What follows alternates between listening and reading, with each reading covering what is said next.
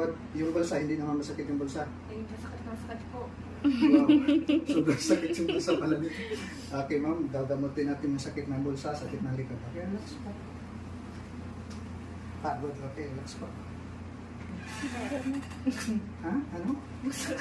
Okay, dadahanin ko lang po. Dadahanin ko lang. Relax, ma'am. Relax. Relax po. Relax po. Bali. Yung mali. Relax po. Lambot na po. May tumunog pa. Yun po yung wala sa rin. Kita po lang ito. Ang lamig din. Boom. Yun po yung wala sa line. Yung natunog na yun. Ang sinasabi mo masakit yung dito mo. Saan mo gusto ilipat yung sakit mo? Saan mo? Sa kakilala o sa kaaway mo?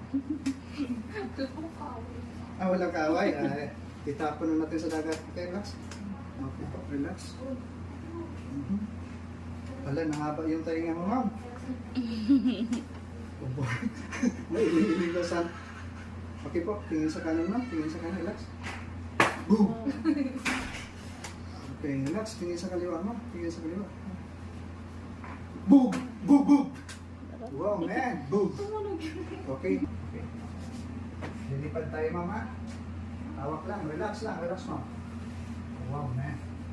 Relax lang. Yun na yun. Yun na yun. Yun na yun. Tumunog. Yun na yun. Yung dito sa, ano, ito, yun na yun.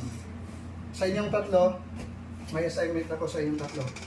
Paki-memorize yung John 3:16. John 3:16 paki-memorize.